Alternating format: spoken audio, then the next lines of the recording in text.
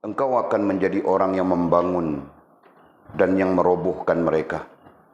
Kamu bertindak terhadap mereka dengan seizin Khalik, Al-Haq, pencipta mereka. Maka dia akan memberimu jalan pemecahan, penyelesaian serta membuang semua petaka di dalam hatimu dan memberikan tanda-tanda ke dalam batinmu. Tiada pembicaraan apapun sehingga engkau cukup mafhum dengan semuanya ini. Jika tidak, maka jadilah kamu orang yang berakal. Janganlah berbuat bodoh. Kamu adalah bagaikan orang buta. Oleh itu carilah orang yang akan menuntunmu. Kamu adalah orang yang bodoh, maka carilah orang yang akan mengajarimu. Jika engkau telah menemuinya, maka hendaklah engkau berpegang kepadanya. Terimalah semua pendapat dan buah fikirannya, dan terimalah dalil-dalil yang diberikannya secara baik. Jika engkau telah mendapatkannya, maka duduklah engkau di sana bersamanya, sehingga engkau mampu memantapkan pengetahuanmu berkenaan dengan hal itu. Pada ketika itu, akan terlindunglah daripadamu segala kejahatan. Engkau menjadi pengikut kefakiran dan kemiskinan. Kesimpulan, engkau menjadi pengikut kefakiran dan kemiskinan. Kesimpulan daripada semuanya ini ialah menjaga rahsia Allah dan berakhlak kepada manusia dengan akhlak yang baik. Kemudian kata musannif di mana? Okey. Alhamdulillah. Kita sambung lagi malam yang berbahagia ini. Pengajian mingguan kita merujuk kepada kitab-kitab Rabbani ila Fajr Rahmani karya Maulana Mursyid Syekh Abdul Qadir Jailani rahimahullah ta'ala. Mudah-mudahan barakah ilmunya, barakah kitabnya, barakah musannif Maulana Mursyid sendiri mengalir kepada kita, menjadikan kita juga dilimpahkan rahmat oleh Allah Subhanahu wa taala pada memahami ilmu-ilmu khususnya terkait dengan diri kita sendiri. Dan syukur pada Allah Subhanahu wa taala juga kerana kita diberikan kesempatan untuk membincangkan isu-isu yang sangat kerohanian, isu-isu yang halus dalam hal kerohanian. Kadang-kadang isu-isu ini tidak dibincangkan secara terbuka. Tak dibincangkan di kedai kopi, tak dibincangkan ketika orang sembang-sembang, orang cakap-cakap. Ya. Jadi mudah-mudahan isu-isu kerohanian ini menjadi juga menjadi ilmu kepada kita. Ya. Yang nanti menuntun, membimbing, menuntun kita untuk sampai kepada tujuan besar kita, yaitu Allah Subhanahu wa taala menerima diri kita dan sempurna hubungan dengan Allah Subhanahu wa taala. Amin ya rabbal alamin. Ya. Jadi kita teruskan pengajian kita masih lagi di majlis keempat, di mana topik majlis keempat adalah mencapai taubat, ya kan? Mencapai pintu taubat. Segeralah mencapai pintu taubat. Dengan makna yang lebih dalam adalah segeralah menemui kunci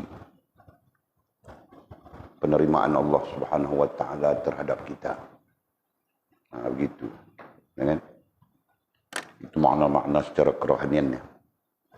Walaupun disebut segeralah kepada pintu taubat, di sebalik pintu taubat itu lagi ada, berarti bersegeralah kita kepada pintu hubungan pintu penerimaan Allah Subhanahu wa taala terhadap diri kita. Itu. Okey, kita sudah pun berbincang panjang sampai ke muka surat 42 ini. Kita berbincang tentang apa? Kita berbincang terakhir tentang tiga perkara ya, tiga sifat. Termasuk sifat yang menghubungkan kita dengan Allah SWT. Pertama, ingat mati. Kedua, bersikap sabar. Dan ketiga, bertawakal, berhubungan dengan Allah SWT. Jadi ini merupakan sifat-sifat ataupun idea-idea yang perlu kita bawa sepanjang hidup kita. Kita katakan idea-idea lah, senang. Idea-idea yang perlu kita bawa sepanjang kehidupan kita. Tidak kiralah hidup kita berapa ratus tahun pun, berapa ribu tahun pun. Kan? Nah, idea itu perlu dibawa. Ya, perlu ada di dalam fikiran kita, perlu ada di dalam hati kita, perlu ada perlu dimanifestasikan, diterjemahkan kepada tingkah laku kita. Pertama, ingat mati. Ya, jangan tidak ada ingat mati dalam fikiran kita, tahukah? Nah, orang yang tidak ingat mati itulah dapat motor kris saja dia wili-wili. Nah, kalau dia ingat mati dia tidak wili apa motor kris itu kan. Nah. Begitulah kiasan-kiasan yang lain. Yang kedua, bersikap sabar. Kan? Bersikap sabar dalam menghadapi apapun. Ya, kerana tidak berlaku segala sesuatu melainkan dengan kehendak dan izin Allah Subhanahu wa taala. Jadi selamanya kita di dalam keadaan betul benar, nah bersabarlah. Macam-macam perkara datang yang kita sebutkan sebagai ujian gitu kan. Nah, yang jadi suami ujiannya isteri, yang jadi isteri ujiannya suami, yang tidak ada isteri ujian juga Pak. Kan? Anak-anak dara itu jadi ujiannya, begitu. Janda-janda itu. Yang tidak bersuami, nah anak-anak teruna, suami-suami orang jadi ujiannya pula, gitu kan? Nah, betul Pak. Ada orang yang ujiannya makanan macam Walid Pak. Mau makan itu susah, mau makan ini susah. Sikit hari lagi hidup tidak makan. Kan?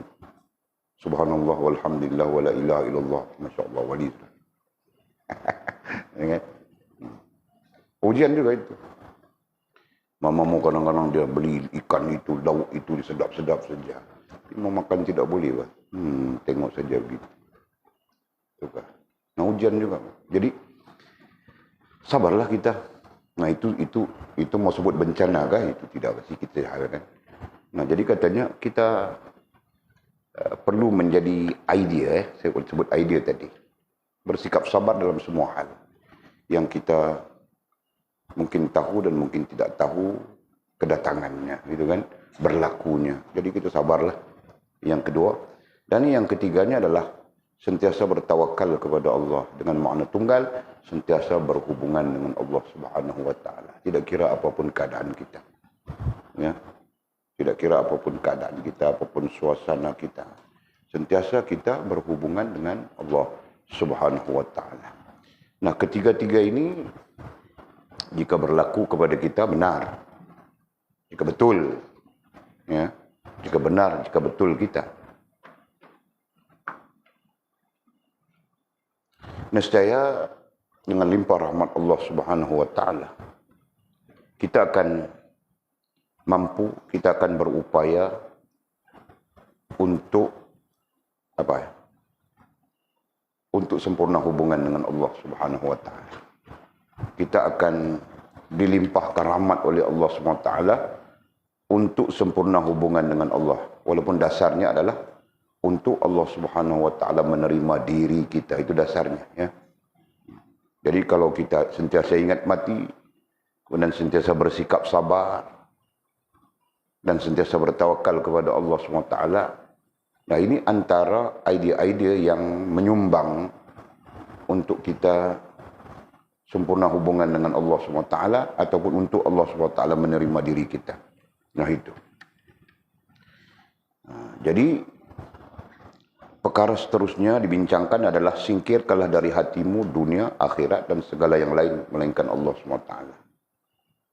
Jadi secara ilmunya, tugas lain selepas idea yang 3 itu ialah kita berusaha menyingkirkan, berusaha membuang daripada hati kita, daripada menguasai akal dan hati kita dunia,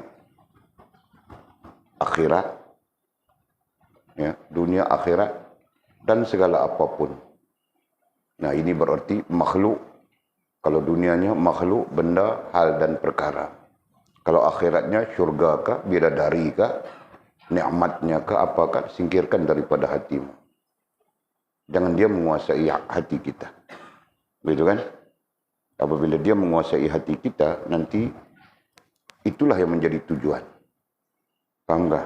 Nah, ketika dunia menguasai hati kita, maka nantinya apa yang menguasai hati kita itu menjadi tujuan. Betul kan? Nah, sehingga hidup kita bukan jadi ibadah. Hidup kita jadi memenuhi tujuan kita, betul kan? Nah, ada orang yang mencari rezeki tujuannya mau tukar sport rim. Nah, hidup tujuannya itu saja. Dan sport rim itu sebagian. Tapi yang kita maksudkan tujuan hidupnya tidak menghubungkan dia dengan Allah Subhanahu wa taala. Paham tak? Nah, Walid tadi baru dengar Facebook, Pak. Dia sedang mencari grup, bukan mencari grup lah, mencari grup lah. Dia mau bawa ke Hatnyai. Satu bas dia cari. Syarat tua dia tidak mau. Walid kasih nama juga, Pak. Aku pun mau juga. Berapa umur? 50. 50 tak mau. Dia mau yang umur 20 ke 35, 20 ke 30 saja macam itu. Tua. Dia punya namanya Tua Tudi Hatnyai. Nampak kan? Nah, itulah contoh ya. Walid bukan mau memburukkan orang karena tua itu di Bukit Selambau ini saja. Dan tetapi mau menceritakan, ya, mau menggambarkan apabila tidak berhubungan dengan Allah Subhanahu wa taala ataupun apabila di dalam hati dikuasai oleh dunia, maka kecenderungan, maka apapun yang dilakukan, kecenderungannya adalah bersifat duniawi. Paham tak? Nah, itu. Begitu juga perlu disingkirkan daripada hatimu akhirat. Bukan azabnya, bukan sengsaranya, bukan ketakutannya, tapi apa yang kau fikirkan nikmat itu. Surga kah, pahala kah, bidadari kah, itu disingkirkan. Supaya jangan akhirat itu menjadi tujuan. Karena pada hakikatnya tujuan adalah Allah Subhanahu wa taala. Matlamat adalah Allah Subhanahu wa taala. Nah, kita perlu kalau dalam bahasa Indonesianya apa? Bersikeras. Kan? Kita perlu bersungguh-sungguh, perlu bekerja keras, ya, untuk menyingkirkan semua pengaruh makhluk, pengaruh dunia, pengaruh akhirat, sehingga dapat berdiri di dalam hati kita, rasa dan perasaan kita adalah Allah Subhanahu wa taala, ya. Nah, itu. Nah, jadi sambungannya dengan demikian maka akan datang kepadamu kesegaran. Nah, apabila tersingkir semua makhluk daripada hati kita, maka akan datang kepadamu kesegaran. Apa kau cari kah dalam Futhul Ghaib?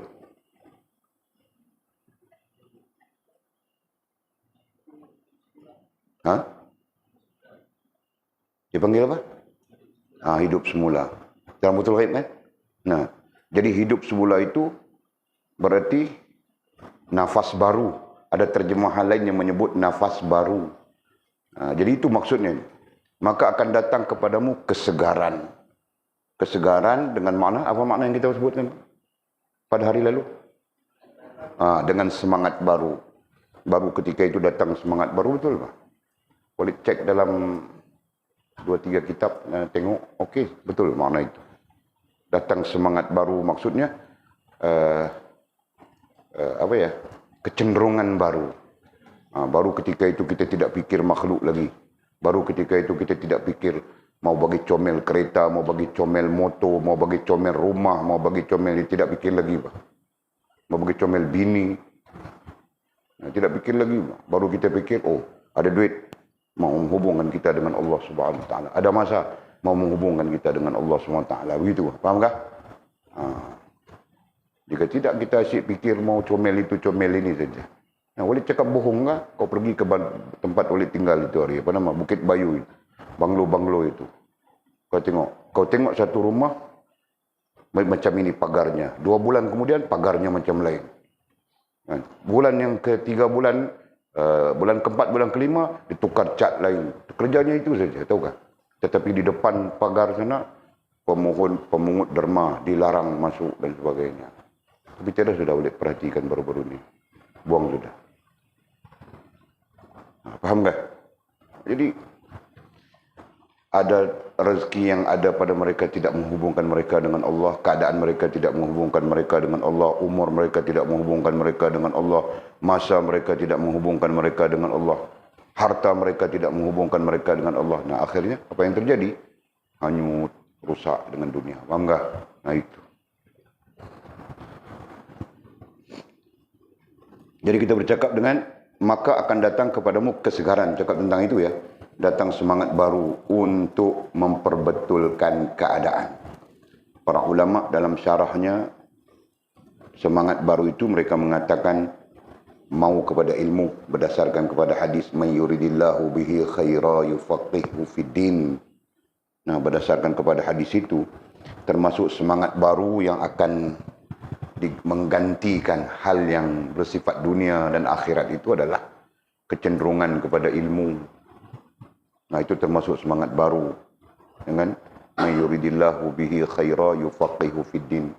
Sesiapa yang Allah mau bagi dia kebaikan di dunia dan di akhirat, yufaqih, nescaya difahamkan Allah SWT kepadanya agama, yufaqihu fiddin.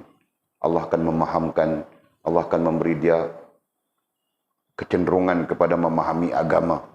Nah, kecenderungan kepada memahami agama itu apalagi melainkan belajar, betul kan? Nah, Allah cenderungkan dia untuk belajar. Allah cenderungkan dia untuk memahami ilmu, ya, yang sumbernya adalah Al-Quran dan Sunnah Nabi SAW serta ijma' para ulama, itu kan? Nah, itu termasuk di dalam semangat baru. Apalagi, nah, semangat untuk berbuat amal. Kalau dulu, Masya Allah, punya susah. Sekarang, dulu susah yang wajib saja susah. Yang sunat-sunat itu senang saja dia. Kan? Kenduri. Nah, kalau kabut kenduri itu sunat saja kenduri itu kan. Nah, dia yang paling bersusah payah. Berarti yang sunat itu sunat-sunat itu dia apa ya? Dia mampu, dia boleh buat. Yang wajib itu menjadi payah. Nah, okey. Nah, itu semua apa ya? Merujuk kepada semangat yang rusak, semangat yang buruk dan sebagainya. Nah, apabila datang semangat baru, kecenderungan untuk apa? Kecenderungan untuk melakukan amal, kecenderungan untuk melaksanakan, kecenderungan untuk apa kita sebut tadi di awal tadi, ilmu. Nah, semua itu berlaku. Faham tak? Dan ketenangan, begitu juga ketenangan. Kita bincang sudah sebenarnya. Tenang, damai. Kenapa tenangan? Ketenangan itu apa? Artinya berhenti daripada berbimbang. Ya kan? Dan ketenangan artinya berhenti daripada berbimbang. Dan sebelum datang ketenangan, nah, penuh berbimbang saja. Bimbang itu, bimbang ini, bimbang tidak cukup makan, bimbang nanti. Ya kan? Nah, berbimbang itulah yang menyebabkan kita tidak pernah memadai. Betul? Gaji 1.000 tidak memadai, gaji 2.000 tidak memadai, gaji 3.000 tidak memadai. Tidak pernah memadai. Itu berbimbang sebenarnya. Dan berbimbang itu jugalah menyebabkan kita tidak ada kesempatan untuk memikirkan urusan kita dengan Allah Subhanahu Wa Taala. Kita lebih memikirkan urusan kita dengan apa yang kita berbimbang itu, kan? Berbimbang tentang kereta, berbimbang tentang awek. Takut nanti kalau aku mengaji di sini lama awekku di sana lari. Misalnya, awek di mana tu? Di simpang ujung sana tu. Di mana? Di Keningau. Oh. Ya kan? Nah, ini contoh ya, contoh saja, tidak ada kena-mengena dengan yang hidup maupun telah mati. Jadi berbimbang sesuatu yang tidak wajar, betul kan? Nah, kerana manusia lazimnya berbimbang. Apa dalam soal keperluan hidup? Nah, itu manusia bimbang. Di bawah keperluan hidup itu antaranya adalah rezeki. Nah, itu paling-paling manusia berbimbang, betul kan? Jadi termasuk keperluan hidup itu dalam soal siapa bakal suami. Manusia berbimbang itu juga, Pak. Nah, karena itu dia mengaturkan awal.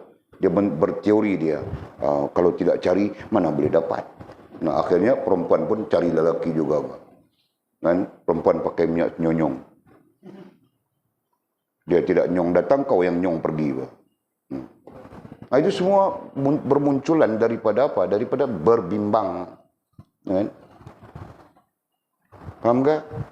Nah, sebab itu Walid ingatkan kamu orang, kau berbimbang apa? Jangan berbimbang, mah. Jangan kau cuba-cuba mau berboyfriend sehingga kau selesai belajar, bah. Tukar. Ada boyfriend ke apa? Kau depan Walid memang tiada, bah. Tahu. Ku tanyalah 100 kali pun tiada. Di belakang ku tahu, bah. Nah, semuanya bermula dengan berbimbang. Begitulah orang yang kononnya mencari bekerja ya. Bekerja dia itu ini. Sampai-sampai tidak berkesempatan untuk hal-hal yang penting dalam beragama misalnya. Itu semuanya disebabkan berbimbang. Kita belajar sudah tentang bagaimana berbimbang itu mempengaruhi kita sehingga kita lalai kepada Allah Subhanahu wa taala. Terkait dengan hal-hal yang tidak perlu kita bimbang. Nah, itu masalahnya. Dalam soal rezeki, apakah kita perlu bimbang dalam soal rezeki? Tidak kan? Kenapa? Karena rezeki itu telah dijanjikan dan ditetapkan oleh Allah SWT. Bahkan kita belajar daripada apa? Daripada kitab Tanwirul Qulub Ibnu Athaillah Iskandari. Kita berada di sebuah tempat, sebuah negeri yang dijamu oleh Allah SWT. Betul kan? Macam kenduri saja kita. Allah meletakkan kita di satu tempat yang namanya bumi. Kan? Dan Allah bikin kenduri kepada kita di bumi. Nah, dia tempatkan kita, dan dia bikin kenduri. Kau pilih saja mau makan apa. Kau mau makan babi, ada babi, Pak. Betul kan? Kau mau makan buaya, ada buaya. Kau mau makan apa? Nah, kita tidak makan babi kan? Yang makan babi itu orang bukan Islam. Nah, ada babi dia mau makan, silakan. Kau mau makan kayu, lagi banyak kayu, makan saja. Anak-anak makan kayu. Nah, kau apa? Makhluk kau itu nama apa? Burung. Kau mau makan cacing, mau makan ulat. Nah, ada cacing, ulat. Semuanya disediakan oleh Allah Subhanahu wa taala. Jadi, kau manusia mau makan apa? Mau makan nasi. Nah, ada nasi. Di daerah ini nasi, di daerah sana, sebelah sana tepung. Gitu kan? Di sebelah sana oat. Nah, kau tidak mau, kau mau makan oat, kau perlu terbang ke sana. Kau mau makan capati, kita di sini pun banyak sudah pandai sudah capati. Pakistan datang sini, menikah dengan orang Melayu sini, Bengali kapet dia. Oh, Sabah banyak Bengali kapet itu menikah. Betul kan?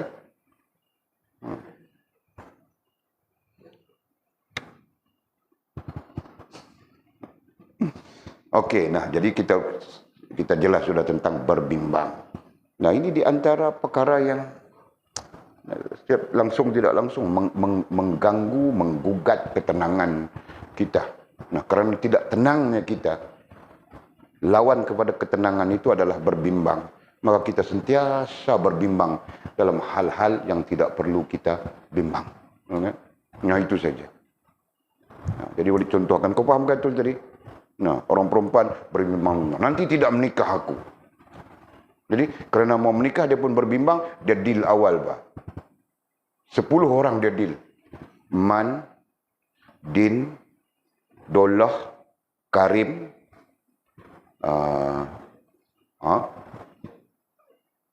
Rantau, Jul, Mizi, 3 orang lagi, Bangladesh, Pakistan, Mat Afrika. Anjung tak masuk. Jangan kau sebut-sebut Anjung, orang marah tau kan. Adil. Ini tak jadi ini tak jadi ini tak jadi ini. Nah, satu jadi. Nah, kalau tiap-tiap satu tu ambil masa, nah berapa banyak masa dia pakai di situ. Betul kan? Sama saja kita orang lelaki Jol. Berapa banyak masa kita pakai di situ? Hanya kerana kita berbimbang soal itu saja, betul kan? Kau tahukah orang bercinta pakai telefon, sampai panas telefon. Bil telefon 2,000 lebih aku dengan mamamu. Aku menyesal sampai sekarang, tahukah? Kemarin saja mamamu tanya bab bil itu. Sekian rugi kan itu. Kalau kau menikah, kan tak. Mana kita menikah sampai 2,000 betul memang kan? Buat kenduri lain lah. Mas kawin mana ada sampai 2,000. Boleh menikah satu lagi, tahu tak? Sorry ya. Buat kita. Masa. Kan? Orang bercinta kalau sembang telefon mana cukup masa. 2 jam cukup, tidak cukup. 3 jam cukup, tidak cukup. 4 jam cukup, tidak cukup. Bohong saja. Dia kalau boleh mau sembang malam sampai pagi, pagi sampai malam, malam sampai pagi, tidak tidur-tidur. Kau tahu kan? Sebab itu orang bercinta mutakhir banyak isap ais. Betul tak? Sebab tidak mau tidur. Kan? Lelaki isap ais, perempuan menisap ais juga. Nah, dia orang mau sembang tidak tidur-tidur. Nah, itu semua boleh sebutkan tentang apa? Tentang betapa kita tidak tenang. Ya, betapa kita tidak tenang, yang menggantikan rasa dan perasaan kita yang tidak tenang itu adalah berbimbang. Ingat istilah itu ya. Berbimbang. Jadi kita bimbang macam-macam. Kami belajar psikologi. Salah satu pintu go through, pintu untuk kita melihat permasalahan adalah melihat kepada kebimbangannya. Apa yang dia berbimbang. Nah itu. Coba. Dari segala penjuru katanya. Allah akan melimpahkan kepada kita semangat baru dan ketenangan dari segala penjuru. Nah itu boleh sebut sudah. Segala penjuru artinya segala hal. Segala hal yang terkait dengan hidup kita. Ya, ekonomi, nah kita tidak berbimbang. Kerohanian kita tidak berbimbang. Ekonomi kita tidak berbimbang. Sosial kita tidak berbimbang. Ya kan? Politik kita tidak berbimbang. Undang-undang kita tidak berbimbang. Nah, 5 hal. Dalam situasi kita sekarang yang kita perlu berbimbang adalah politik. Tetapi berbimbang politik tidak sampai menyebabkan kita tidak tenang, gitu kan? Okey.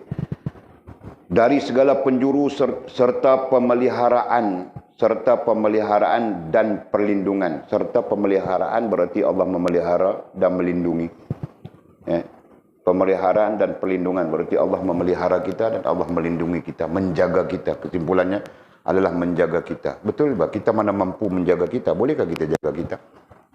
Pada hakikatnya tidak boleh kan? Allah yang menjaga kita. Kenapa? Karena kita berdiri dengan la haula wala quwwata illa billahil aliyul azim. Nah, itulah hakikatnya kita. Tidak ada daya dan upaya apapun. Nah, kita boleh buat itu, boleh buat ini. Itu izinnya Allah Subhanahu wa taala. Pemilik daya dan upaya mutlak adalah Allah Subhanahu wa taala. Jadi konsepnya kita berdiri dengan izin. Ya, bukan daya upaya kita. Dan izin itu diletakkan oleh Allah SWT dalam ikhtiari. Ada orang yang boleh buat tapi tidak boleh fikir. Ada orang yang boleh fikir tapi tidak boleh buat. Ada orang yang boleh buat dan boleh fikir. Ada orang yang apapun tidak boleh. Betul kan? Faham tak? Nah.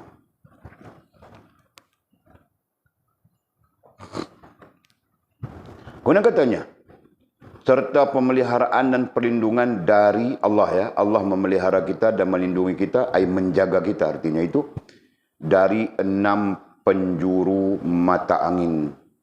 Dari 6 penjuru mata angin ada 2-3 tafsiran, tapi boleh ambil tafsiran paling mudah boleh sebut pada hari yang lalu.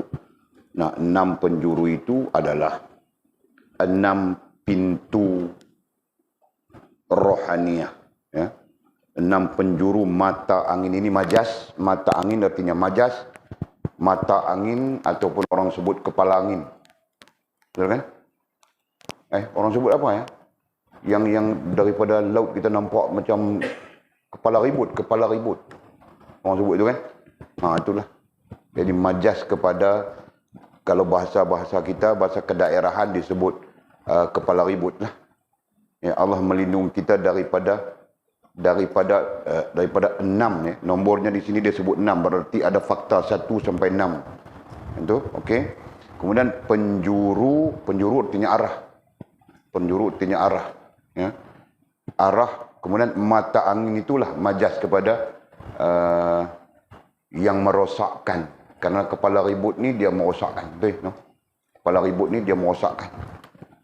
Jadi setakat ni kita tak tahu adakah ribut ni dia main dengan melalui 6 penjuru. Ada kajian kan? Karena kita memang ada 6 penjuru, utara, selatan, timur, barat.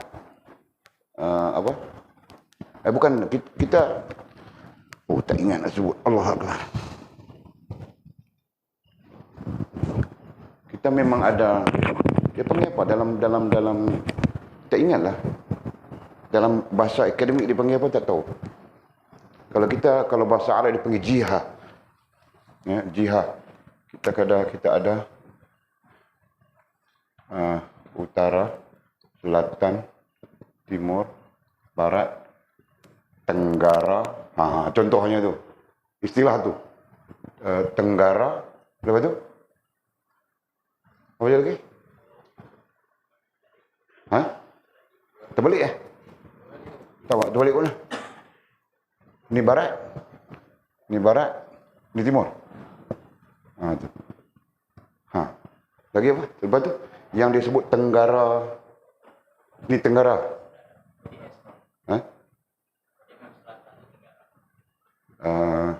Kau ni. Tenggara. Sini. Di sini. Ni tenggara. Lepas tenggara apa tu? Timur laut. Kanan timur laut. Okey. Ni barat laut. Oh, ini barat daya. Jadi berapa tu? 8 kan? 1, 2, 3, 4. Saya rasa yang ni dikira 1 kan ni. 5, 6. Boleh? Pasal kita tak detail ya. Ini bukan fakta detail. Mana pipen merah pula dah. Bukan fakta detail ya. Ini fakta andaian kita. Okey? Yang ini dengan yang ini dikira 1 saja. Disebut dalam 1. Maksudnya begitu. Jadi dengan sendirinya 1, 2, 3, 4, 5, 6. Jadi nak kait dengan penjuru mata angin tadi, nak kait dengan istilah tu. Sebab itu apabila orang bercakap tentang istilahnya monsun, angin monsun, angin apa, semua terkait dengan arah ini. Betul kan? Angin monsun timur. Kita tak arti nak makna, saya bukan orang yang belajar tentang dia panggil apa itu, meteorologi. Meteorologi kan? I'm not a meteorologist. Okey? Jadi Walid bukan ahli meteorologi. Jadi Walid tidak tahu mau cerita angin datang dari arah mana. Okey, datang daripada arah sini, maka dia panggil monsun timur laut. Kan? Datang arah sini dia panggil monsun timur laut. Datang daripada sini dia panggil monsun tenggara. Contohnya begitu. Yang ini apa? Monsun barat. Itulah istilahnya pada menggambarkan angin. Datang dari sini boleh, datang dari sini boleh, datang dari sini boleh, datang dari situ boleh. Nah, semua gambaran-gambaran 6 mata angin. Jadi mata angin itulah yang kita sebutkan tadi. Kalau dalam istilah kita, tempatan, dipanggil kepala ribut. Yang menggambarkan kerosakan-kerosakan yang boleh berlaku. Faham tak? Nah, Ekor datang kepala ribut itu boleh berlaku macam-macam kerosakan.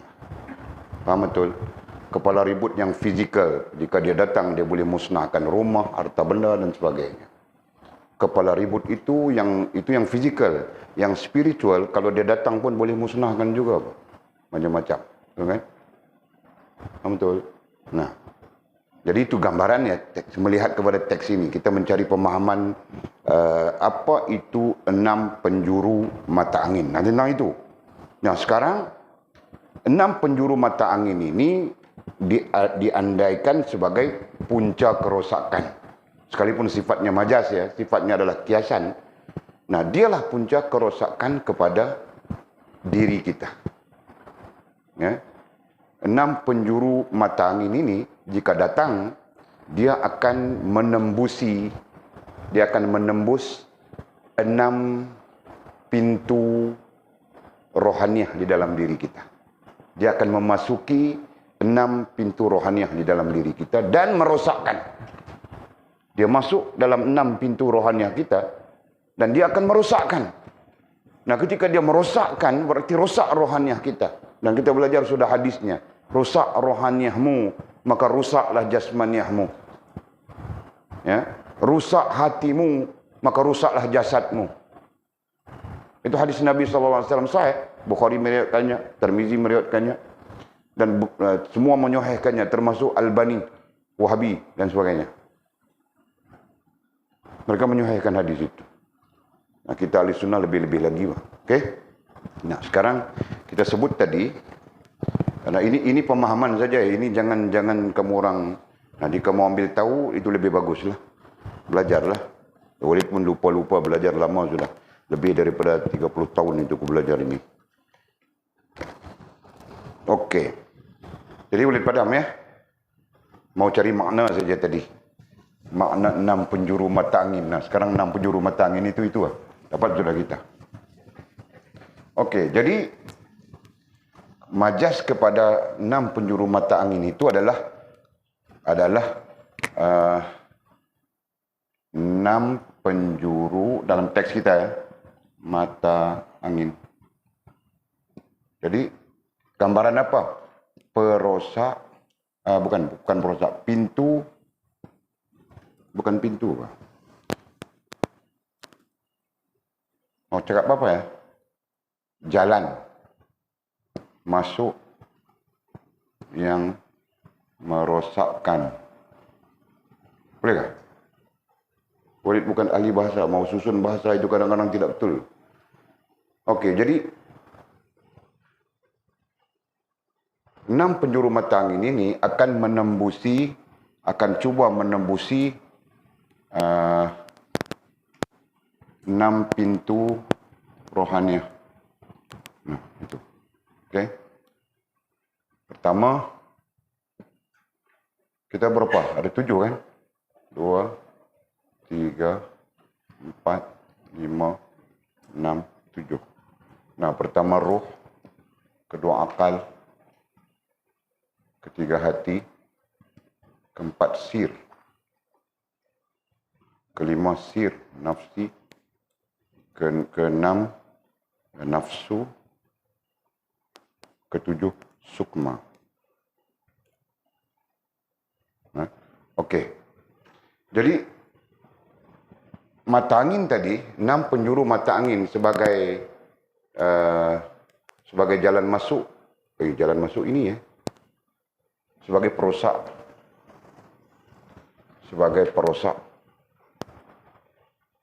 Ya. Sebagai perosak. Jalan masuknya ini. Jalan masuknya ini ya. Nah, jadi ini kita katakan 6 penjuru mata angin, 6 arah. Majasnya itu 6 arah yang akan terbuka dan masuk ke rohaniah kita. Jadi rohaniah kita bahagian mana? Sedang rohaniah kita ada 7, 6 pintu saja dia masuk. Nah, ini nombor 1, ini nombor 2, ini nombor 3, ini nombor 4, ini nombor 5, ini nombor 6. Yang ini tidak termasuk ya. Nah, itu dia duplicate apa yang terjadi pada roh, apa yang terjadi pada akal, apa yang terjadi pada hati, apa yang terjadi pada sir alami, sir nafsi, Dan nafsu semuanya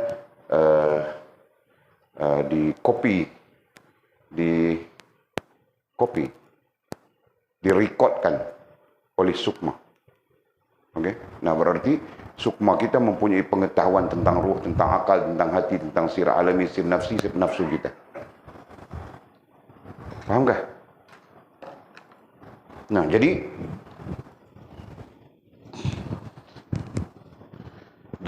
enam penjuru angin tadi dia masuk merosakkan ini semua. Dia merosakkan ruh, dia merosakkan akal kita, dia merosakkan hati kita, dia merosakkan sir alami. Sir alami artinya pandangan kita terhadap Allah Subhanahu wa taala. Maksud mudahnya itu ya. Dia merosakkan pandangan kita terhadap Allah Subhanahu wa taala berkait dengan alam semesta yang terbuka. Sir nafsi berarti dia merosakkan pandangan kita terhadap Allah SWT terkait dengan apa yang dalam diri kita sendiri. Nah itu. Ya, sampai-sampai kita tidak pernah menyadari bahwa maha hebatnya Allah Subhanahu wa taala menciptakan perut kita, menciptakan organ-organ dalaman kita berfungsi, ya, menjalankan hidup kita. Kita tidak pernah terfikir itu. Nah ini, dipanggil sir nafsi. Dan kemudian merosakkan nafsu kita. Nah disinilah dalam ilmu tasawuf kebanyakannya membincangkan tentang kerosakan bermula di mana, tentang itu. Jadi kita sebutkan jelas ya, kalau kita katakan kerosakan itu disebabkan iblis. Nah ini kita sebut. Nah iblis sebenarnya dia meniupkan saja, dia meniupkan racun, ya, dia meniupkan racun supaya bercanggah kita dengan Allah Subhanahu wa taala dan Rasul. Tapi di mana iblis mula merosakkan? Nah, iblis mula merosakkan di sini. Pintu masuknya. Ya, sehingga life kita nantinya jadi rohaniah kita nantinya jadi nafsu di atas akal, akal di atas hati. Nah, jadi begitu. Oke? Nah, ada keadaan yang orang yang nafsu dia tidak ada nafsu saja begitu ya. Ya. Maha Rahman Allah SWT, Maha Rahim Allah SWT, sekalipun nafsu menguasai diri, akal dengan hati tidak akan terpisah. Ya. Jadi keadaannya begini. Jadi ini menunjukkan nafsu menguasai akal, akal menguasai hati. Ini individu ya, setiap orang. Jadi ketika nafsu di atas, nafsu akan merosakkan akal. Kemudian merosakkan hati.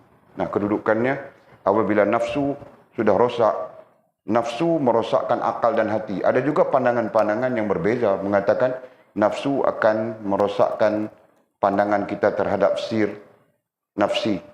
Kemudian merosakkan pandangan kita terhadap sir alami. Kenapa? Karena sir nafsi dengan sir alami ini mampu menghubungkan kita dengan Allah Subhanahu wa taala. Mampu mengingatkan kita terhadap Allah Subhanahu wa taala. Jadi dimusnahkan dulu. Kan? Dimusnahkan dulu, diracuni.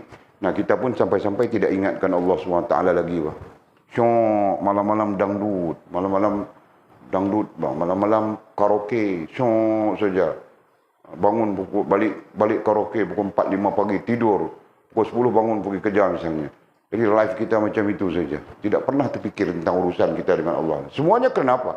Kerana sir nafsi dan sir alami telah diracuni. Yang menyebabkan kita tidak melihat lagi. Okey? Nah kemudian dia akan meracuni hati kita. Ya. Hilang rasa dan perasaan kita. Kemudian dia meracuni akal kita. Ya. Kira mau buat jahat saja. Fikir mau buat jahat saja. Ini malam mau dating dengan Yana. Besok malam Yati. Lusa malam Yanti. Pusing. Dating kemudian. Itu bahaya sudah. Tidak fikir mau buat baik. Okey, akhir sekali setelah semuanya rusak. Dia akan merusakkan roh kita.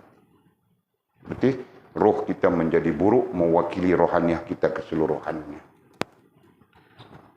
Fahamkah? Nah, jadi yang akan rosak ini berarti rusaklah rohaniah kita. Bila begini berlaku berarti rusaklah rohaniah. Nah, tunggu saja, rusak juga jasmaniah kita. Jelas ya? Nah, sekarang selesai sudah kita makna Allah melindungi, memelihara dan melindungi kita daripada 6 penjuru mata angin itu. Selesai kan? Ada kekeliruan kah?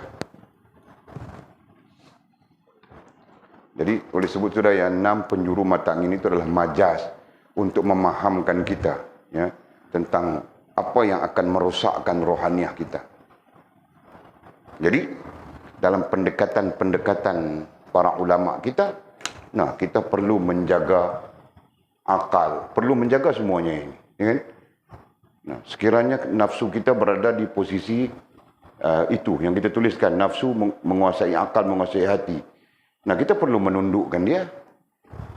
Tugas kita, tanggungjawab kita, peranan kita adalah menundukkan atau merendahkan nafsu kita. Maulana Syekh Abdul Qadir Jalani dalam kitab Futhul Ghaib dia bilang menghancurkan. Nah, lagi apa ya? Lagi ekstrim bunyinya. Ya kan? Nah, kita kalau beginilah keadaannya, jadi kita perlu menghancurkan nafsu kita. Menundukkan, merendahkan supaya dia turun duduk di posisi akal di atas, nafsu di bawah. Lawan lagi kita, tundukkan lagi sehingga dia berada di posisi paling rendah. Nah, begitu. Nah, itu tanggungjawab kita, itu tugas kita. Jelas ya? Nah, kenapa kita perlu menundukkan nafsu? Supaya nafsu kembali kepada posisi fitrahnya. Nah, itu. Ya. Nafsu kembali kepada posisi fitrahnya. Nah, ketika nafsu kembali kepada posisi fitrahnya, salah satu yang akan berlaku adalah manusia akan ingat mati. Paham tak? Yang kita sebut sudah tadi. Salah satu keadaan fitrahnya nafsu.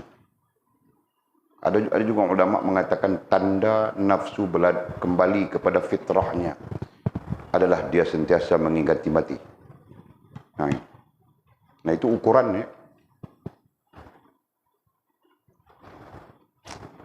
Okey. Jadi ini perlu diperbaiki, ini perlu diperbaiki, ini perlu diperbaiki, ini perlu diperbaiki, ini perlu diperbaiki. Adapun roh itu urusan Allah SWT. Dalam arti kata yang lain, jika kita memperbaiki ini, maka roh itu sendiri akan berubah kepada baik. Betul kan? Hakikatnya roh itu sendiri adalah fitrah, roh itu sendiri adalah baik. Nah, kita tidak perlu merubah, merepair dia kan? Nah, itu saja. Okey, jadi ringkasnya 5 hal. Ada juga pendapat mengatakan sir nafsi dengan sir alami tidak perlu kepada repair, tidak perlu kepada perbaikan karena itu bersifat tetap. Ya kan? Nah, yang kita perlu repair adalah nafsu, akal dan hati. Nah, kita keluar di sana nafsu, akal dan hati. Para ulama mentakhrijkan yang kita perlu repair, yang kita perlu bentuk, yang kita perlu perbaiki adalah nafsu kita, akal kita, hati kita. Betul? Nah, keluarlah kitab-kitab karangan para ulama, karya-karya yang mengajar kita tentang mendidik akal, mendidik hati, mendidik nafsu, sebagainya. Ya. Okey, boleh paham ke? Orang lain ku tidak takut, tidak paham ke? Paham ke? Yang ku takut anak-anakku ni. Tanya paham Walid. Tanya hari kedua, tidak paham Walid. Tengok menulisnya itu dahsyat semua orang. Notanya macam cacing kerawit saja. Kan? Okey. Kemudian sambungan. Sehingga katanya, apabila Allah memelihara, Allah memberi perlindungan daripada perosak yang kita sebut 6 penjuru mata angin tadi terhadap rohaniah kita yang kita sebutkan, ya, roh, akal, hati, sir alami, sir nafsi, nafsu, ya. Jadi Allah pelihara, Allah jaga daripada, Allah lindungi daripada kerosakan-kerosakan yang datang daripada 6 penjuru mata angin. Nah, berarti 6 penjuru mata angin itu adalah majas kepada perosak rohaniah, gitu kan? Kiasan kepada perusak rohaniah kita. Gitu.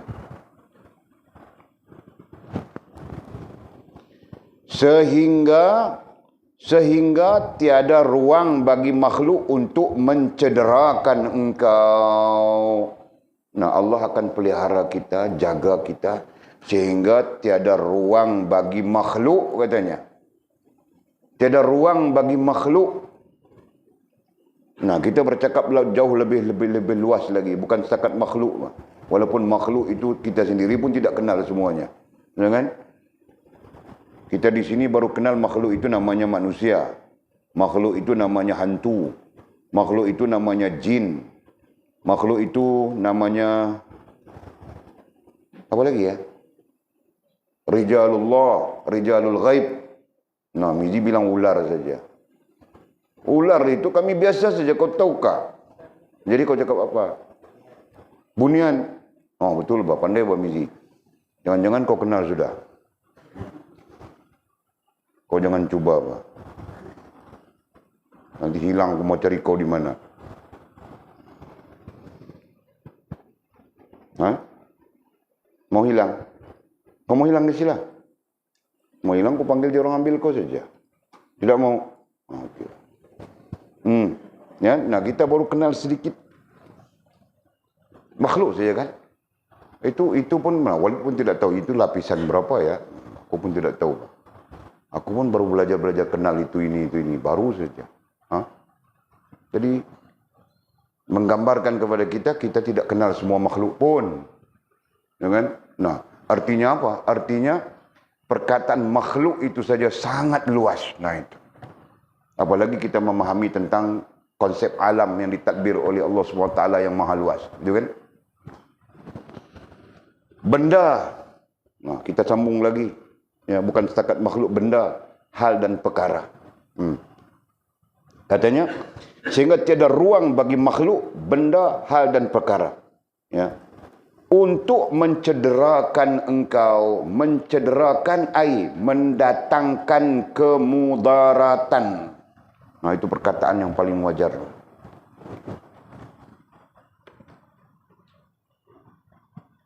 Sehingga tiada ruang ai peluang, bolehkah? Ruang ai peluang. Jadi kita kayakan istilah. Ruang ai peluang bagi makhluk, benda, hal dan perkara untuk mencederakan engkau. Ai mendatangkan kemudaratan kepada engkau.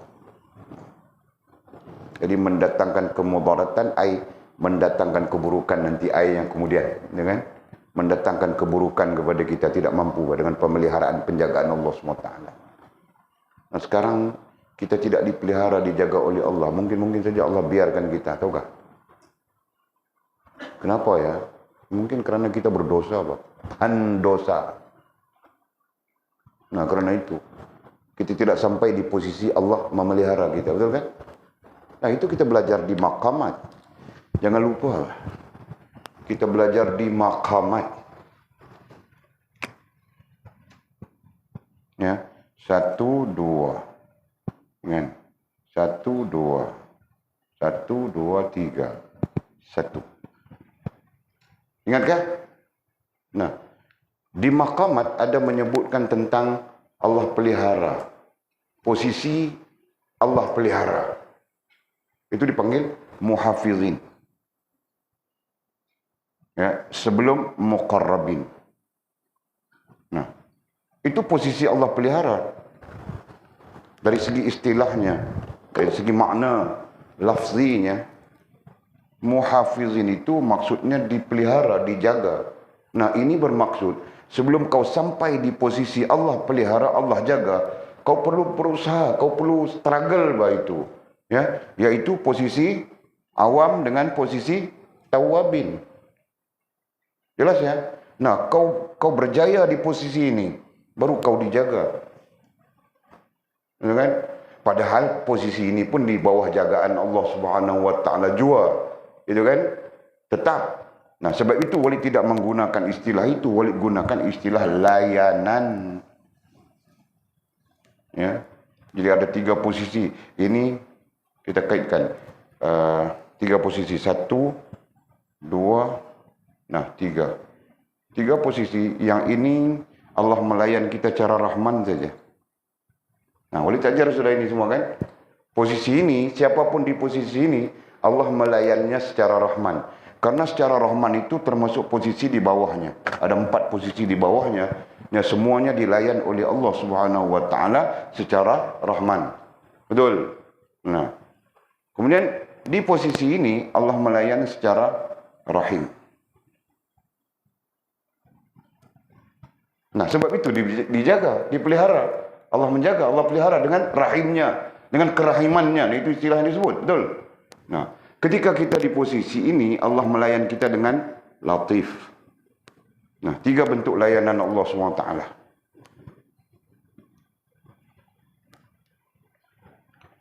Jelas sudah sekarang.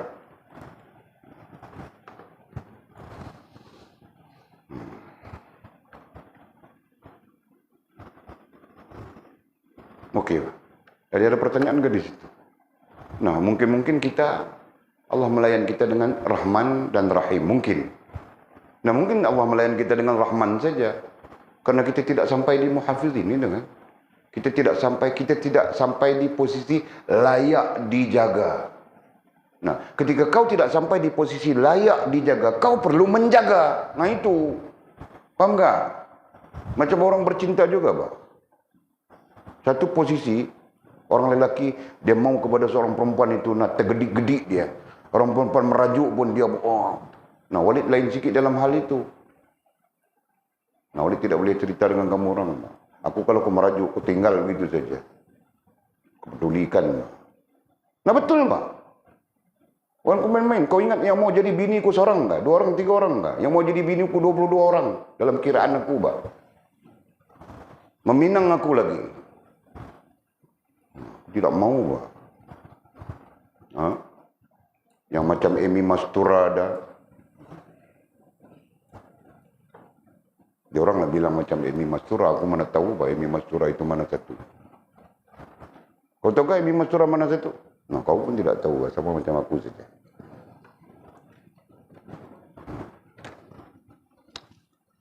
Okey, aku mau cerita apa tadi? Tiba-tiba ke situ pula.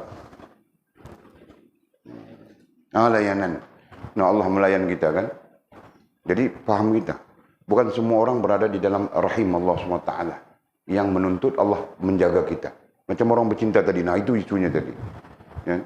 Satu keadaan kita menjaga dia. Satu keadaan dia pun menjaga kita. Betul kan? Nah, ketika dia menjaga kita, kita menjaga dia, disitulah kasih sayang, disitulah harmoni, disitulah bahagia, betul. Kau seorang saja jaga dia, dia tidak pernah jaga kau. Kalau bahasa orang mencinta, aku saja mau jaga hati kau, kau tidak pernah jaga hatiku, bilang. Macam mana tu? Pengalaman mau tanya Bang Daniel, dia pengalaman sudah. Faham gatul? Kita cukup lengkap bah, dalil. Dalil syar'inya ada. Dalil burhannya ada. Kau tengok lengkap semuanya. Jadi kalau kamu orang mau tanya apa pengalaman kita menjaga hati orang-orang tidak menjaga hati kita, tanya Bang Daniel. Itu saja. Kalau mau tanya pengalaman, kalau kita jaga hati dia, dia jaga hati kita, tanya Abang Arif. Tidak apa, ini malam. Abang Arif dengan Kak Ana tu. Tanya kan? Bukan Pakcik Arif. Jangan kau pergi tanya Pakcik Arif. Jangan. Itu. Faham sila. Nah, jadi kalau kita maukan apa ya? Allah menjaga kita.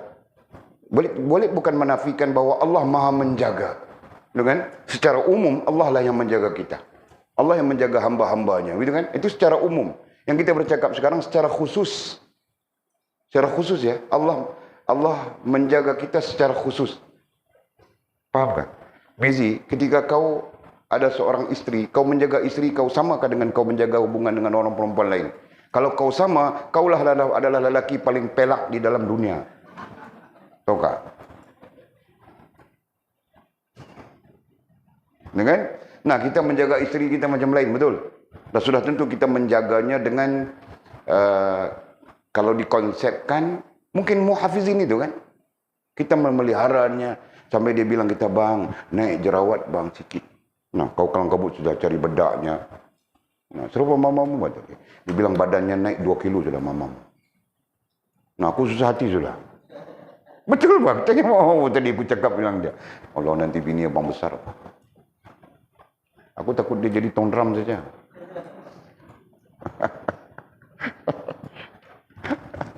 Boleh paham kah? Nah, protect ya.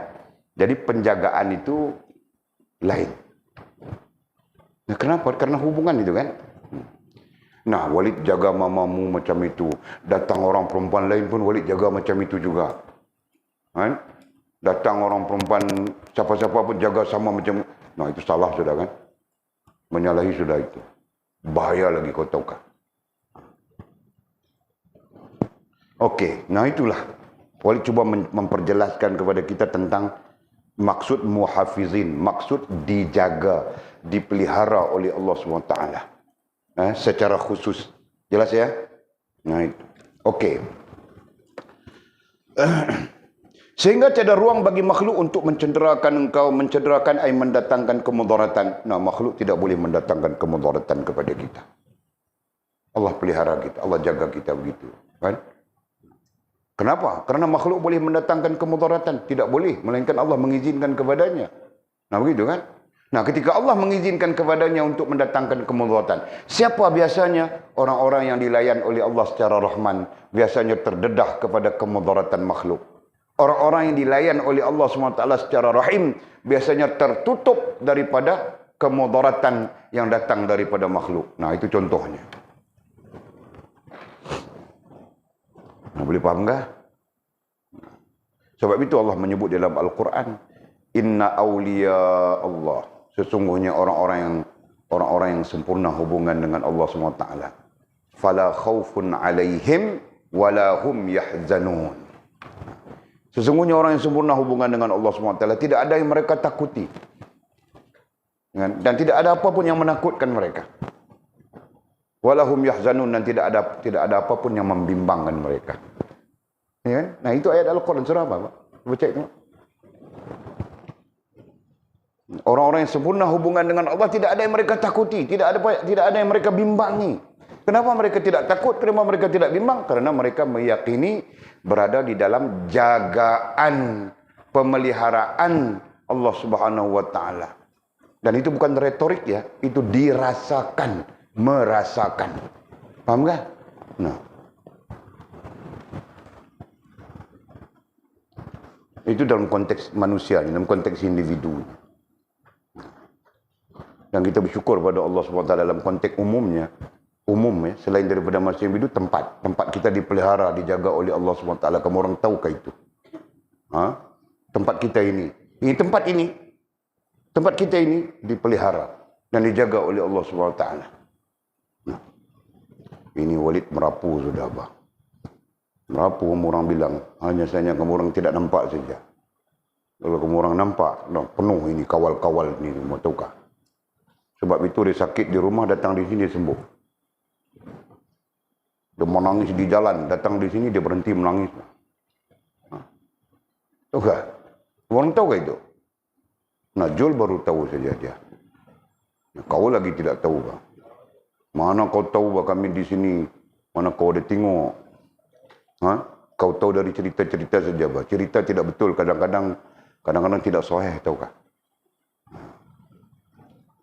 Nah ini Walid pertama-tama mau kasih orang perempuan ni tahu, ni budak perempuan ini. Betul? Tempat kita ini penuh dengan kawalan, tahukah? Sebab itu kamu orang buat apa di padang itu Walid tahu saja. Sekalipun Walid tengah tidur, bah. Main-main. Jadi sebab itu Walid cerita mata Walid penuh. Mata Walid ada keliling-keliling ini. Kamu orang jangan buat bukan. Nah ini baru peringkat dia orang tengok, dia orang kasih tahu saja. Nanti sampai peringkat dia orang tengok, Walid akan kasih kebenaran. Tampar saja siapa-siapa yang, nah kau tiba-tiba pak. Siapa tampar? Kan sampai peringkat itu. Tunggu saja. Nah, sebab itu hati-hati. Kau senyum Lina, kau ingat kartun tak? Walid bukan cakap kartun Gotoka. Okey. Nah, kemudian katanya, tertutuplah daripadamu semua arah. Tertutuplah daripadamu semua arah. Dan terkuncilah daripadamu semua pintu. Nah, tertutup daripadamu semua arah. Arah apa? Arah yang mendatangkan kemudaratan. Yang kita sebutkan tadi. Tertutuplah daripadamu semua arah. Ya. Dan terkuncilah daripadamu semua pintu. Nah, ini yang kita maksudkan tadi. Merah ada, hitam pula hitam.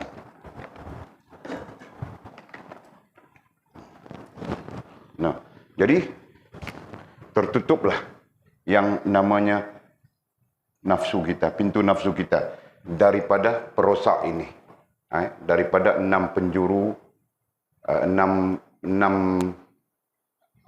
penjuru mata angin istilahnya itu yang digunakan pakai oleh iblis ya. Nah, tertutuplah dia. Kan? Kemudian tertutuplah ini, tertutuplah ini, tertutuplah ini. Berarti tertutup semuanya daripada pembawa kerosakan, pembawa kemudaratan. Kita katakan begitu, tertutup. Nah, berarti selamat semuanya. Ya kan? Nah, apabila selamat ini berarti selamatlah rohaniah kita. Apabila selamat rohaniah kita, berarti selamatlah jasmaniah kita. Nah, begitu. Dan istilahnya selamat kedua-duanya ini, campur ini, selamatlah diri kita.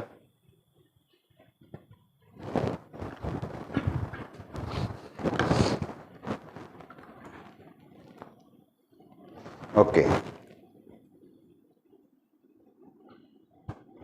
Terkuncilah daripada semua pintu. Nah, berarti pintu-pintu itu tertutup. Kemudaratannya tertutup. Ya kan? Kemanfaatannya terbuka. Rahmatnya terbuka. Nah, itu. Sehingga engkau tergolong kepada orang yang disebutkan oleh Allah Subhanahu wa taala. Sehingga kita musannif mendatangkan firman Allah bagi menggambarkan golongan ini. Bagi menggambarkan golongan yang kita sebutkan ini ada diceritakan oleh Allah di dalam Al-Quran. Gitu kan? Nah, katanya disebutkan oleh Allah dalam firman-Nya yang berbunyi, A'udzubillahi minasyaitonirrajim. Inna ibadi laisa laka alaihim sultan. Nah, itu ayatnya. Sesungguhnya hamba-hambaku, kata Allah. Allah declare itu hamba-hambanya. Padahal semua hamba Allah kan. India pun agama Allah. India agamanya Hindu. Hamba Allah juga kan? Nah. Buddha, Cina agamanya Buddha. Hamba Allah juga kan? Jadi semuanya hamba Allah SWT. Nah, daripada hamba-hambanya itu ada yang khusus. Ya, yang kita sebutkan. Ada yang khas. Seperti mana Allah menyebut, Inna dina indallahil Islam. Agama yang dia redha adalah Islam. Nah, ini berarti orang Islam adalah orang khas. Hamba-hamba Allah yang khusus. Begitu. Jelas ya? Nah, okey. Terkait dengan hal kita, musannif mendatangkan firman Allah dengan maksud, sesungguhnya hamba-hambaku, berarti hamba yang khas itu. Hamba yang khusus itu. Ya. Dan kita pun belajar, sudah ada khas, ada khawas, ada khawasul khawas. Ya kan? Nah, yang khas itu, yang awam dengan tawabin. Nah, itu khas. Yang khawas, muhafizin dengan muqarrabin. Khawasul khawas, salihin, syuhada, siddiqin. Nah, itu posisi-posisi. Diingat ya, jangan lupa. Nanti panjang lagi kita mau bincang. Senang, kita sebut saya tahu sudah.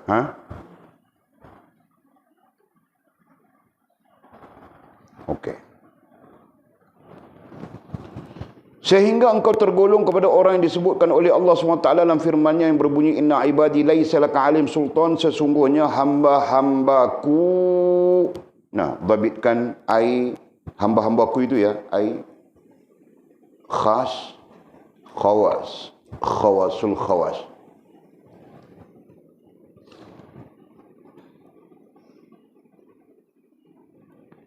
Nah, kamu tidak dapat berkuasa atas mereka, kata Allah. Kamu, nah kamu itu sekalian makhluk yang lain.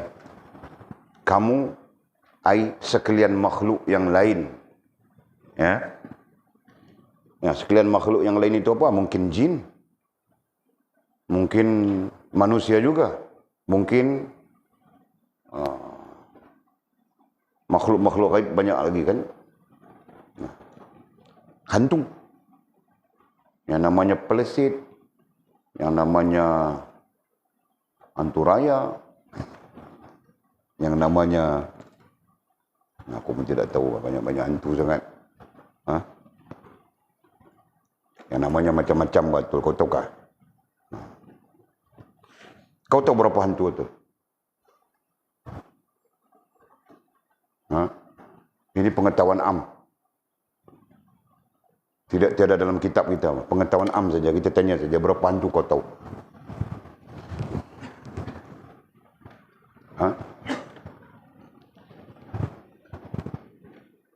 Kau sebutkan berapa jenis hantu yang anda tahu.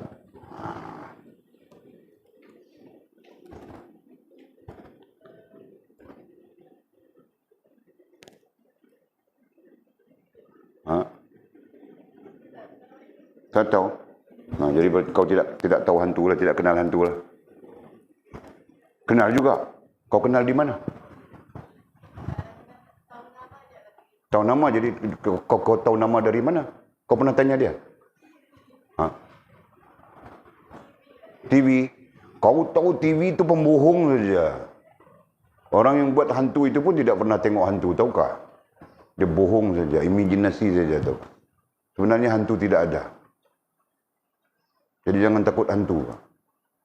Faham tak? Hantu tidak ada. Hantu untuk orang yang tidak takutkan Tuhan. Nah itu. Kan? Hantu adalah refleks daripada orang yang tidak takut kepada Tuhan. Sebab itu dalam perbincangan kita, ilmiah kita, mana ada cerita hantu. Hantu adalah khayalan, adalah rekaan saja. Tahu tak? Faham tak? Jadi yang ada jin. Tahu tak? Itu. Jadi kalau jin kita boleh tumbuk dia, kita boleh tampar dia, tarik telinga. Kamu tengok kah? Kamu tengok kah macam mana tarik telinga jin? Kau datang lah nanti Buya tarik telinga jin. Di Japar ada. Rantau. Orang ni selalu tarik telinga jin, tampar jin. Nah jadi hantu tidak ada, faham kah? Nah jangan lagi kau takut hantu betul. Kalau jin kau jangan takut, serupa kita saja. Kau takut apa? Faham tak? Nah, hanya kau mungkin terdedah kepada imajinasi. Nah, kalau jin itu tanduknya begini, matanya merah begitu. Nah, itu imajinasi saja, Pak. Terpengaruh dengan filem. Kau banyak tengok filem, Okey. Jadi, kamu di situ, sesungguhnya hamba-hambaku, nah, sebut sudah tadi ya, khas, khawasul khawas. Kamu ay makhluk di situ. Kamu itu adalah isyari dalam ulumut tafsir. Nah itu dipanggil al-isyari. Allah mengisyaratkan, menunjukkan siapa makhluknya yang lain. Makhluk Allah Subhanahu wa taala yang lain. Yang siapa? Mungkin jin, mungkin yang kita sebutkan tadi macam-macam lagi yang kita pun tidak kenal. Kita tidak tahu, tapi makhluk-makhluk Allah SWT lain, nah itu termasuk haiwan, binatang dan sebagainya. Kamu tidak dapat berkuasa ai menguasai. Tidak dapat berkuasa ai menguasai atas mereka itu khas, khawasul khawas.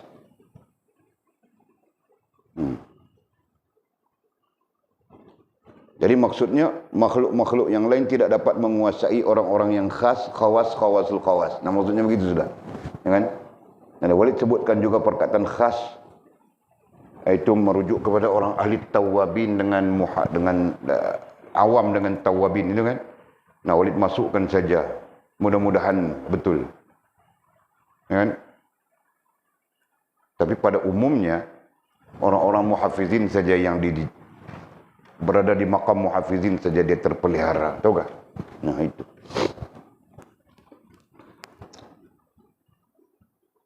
Nah itu dalilnya, surah Al-Isra ayat 65. Jadi siapa yang mau buka Quran tengok baca surah Al-Isra ayat 65. Nah rupa-rupanya Allah sebut sudah. Jadi kita perlu jadi hamba Allah yang seperti ini kan. Kita perlu menjadi hamba Allah yang terpelihara, yang dipelihara, dijaga. Yang istilah makamnya adalah muhafizin. Itu. Ya. Posisi makamnya adalah muhafizin. Nah ketika kita di muhafizin itu, kita dengan sendirinya terpelihara, terjaga oleh Allah Subhanahu wa taala. Okey, terus. Bagaimana mungkin makhluk akan dapat menguasai? Bagaimana mungkin katanya. Kan? Hakikatnya merupakan perkataan tidak mungkin. Nah itu balaghah ya. Itu balaghahnya ayat. Bagaimana mungkin? Nah ayatnya tidak mungkin. Makhluk akan dapat menguasai orang-orang yang mengesahkan Allah Subhanahu wa taala. Nah ini fakta ilmiah. Bagaimana ayat tidak mungkin? Bagaimana ayat tidak? Ya. Mungkin makhluk, tidak mungkin makhluk akan dapat menguasai orang-orang yang mengesahkan Allah. Betul. Ada satu cerita waliullah, siapa namanya? Ibrahim Adham kah? Lupa sudah. Yang mereka bermusafir, beberapa orang di tengah gurun, mereka diterkam oleh singa. Ya kan? Mereka diterkam oleh singa. Singa bukan seekor, satu gerombolan. Satu apa dia panggil? Apa dia panggil istilahnya singa ini? Satu koloni. Ya kan? Satu koloni lah. Berarti ada satu ketua, kemudian dalamnya ada jantan 10 ekor, betina 20 ekor, anak. Itu dipanggil koloni. Betul kan? Betul kan istilahnya? Maksudnya istilahnya koloni lah. Satu kawanan. Satu kawanan boleh tak? Kawanan tu lah disebut koloni. Besar lagi. Nah, sorry aku bukannya ahli bahasa, aku tidak tahu. Okey. Diterkam oleh satu kawanan yang banyak. Kalau tidak salah dalam penceritaan itu mereka 6 orang bermusafir, dan dalam permusafiran di gurun pasir itu mereka diterkam oleh singa. Nah, ketika terkam, mau terkam, tiba-tiba singa itu datang, berhenti. Keliling mereka berhenti. Nah, tiba-tiba Ibrahim bin Adham dalam riwayat yang meriwayatkan itu namanya Saleh. Saleh berarti orang yang mengikut Ibrahim bin Adham dalam kelompok itu. Nah, dia mengatakan, aku dengar Syekh Ibrahim bin Adham itu berkata, engkau pun makhluk Allah, kami pun makhluk Allah. Kami ada tujuan kami Allah, kau pun tujuan kamu Allah. Nah itu saja cakapnya. Jika kau hamba Allah, pergilah. Jika kau bukan hamba Allah, makanlah kami. Nah, tiba-tiba berundur semua singa-singa itu. Masya Allah. Faham tak? Cerita macam kartun saja kan? Cerita, kau dengar cerita itu macam kartun saja, betul kan? Nah, tapi itulah realiti. Tuan Guru, nah itu dicerita di luar ya. Nah, di kita di sini kalau kamu orang mau buat kajian ya, itu perlu buat kajian itu. Kalau kami di universiti sistemnya buat kajian, pergi buat research, cari maklumat. Bukan mampus dalam pondok saja, tahu kah?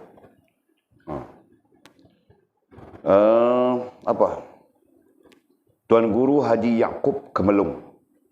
Syekh ini, orang Syekh ini. Jadi ceritanya, cerita sudah dengan kamu orang kan? Dia naik harimau datang mengajar dia. Naik harimau dia. Walaupun dekat-dekat boleh naik harimau sudah nih, sikit hari lagi aku rasa. Tapi bukan harimau betul, Pak. Harimau betul aku pun lari, tahu kah?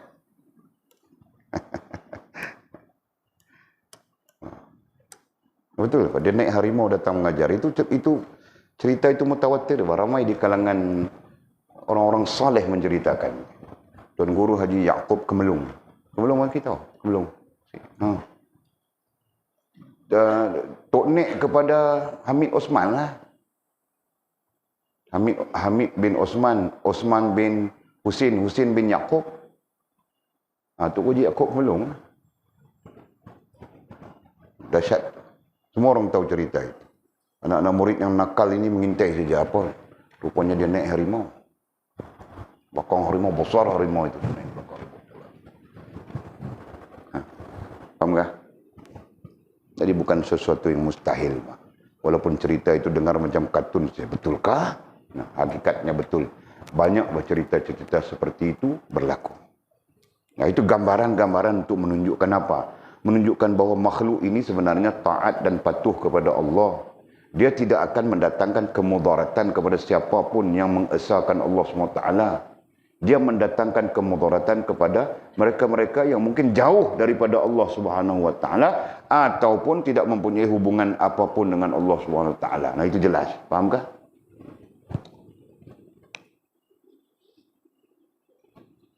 Korang katanya apa? Bagaimana tidak mungkin makhluk akan dapat menguasai orang-orang yang mengesahkan Allah SWT. Yang ikhlas katanya. Ya. Pertama mengesahkan Allah. Yang kedua ikhlas. Yang ikhlas katanya. Yang tidak menunjukkan amal kepada makhluknya. Yang ketiga, tidak menunjukkan amal kepada makhluk. Nah, hal ini mungkin kita tidak pernah dengar ya, tetapi Walid pernah dengar bahawa termasuk amal kita tidak boleh kita menunjuk kepada makhluk, termasuk makhluk yang gaib. Bukan manusia saja. Ya. Jadi jangan kita menunjukkan amal kita kepada makhluk yang gaib. Macam mana makhluk yang gaib memang dia nampak? Nampak itu hal dia, tapi kita jangan menunjukkan. Dalam arti kata yang lain, kita jangan merasa bangga, gitu kan? Jangan kita rasa bangga. Ya, sama-sama manusia pun tidak boleh kan? Nah, begitu juga dengan makhluk yang gaib. Ya, jangan kau keluarkan perkataan, wahai jin, kau tengok aku. Solehnya aku. Jangan. Faham tak? Jul pun kau jangan, wahai jin, kau tengok aku, Bang Jul ni. Sikitnya bagus ke? Tahajud, terkejut, semua ada. Jangan bercakap perkataan begitu. Faham tak, Jul? Walaupun nampak macam, ada apa, tidak apa kan? Tapi kemudaratannya ada. Keburukannya ada. Itu.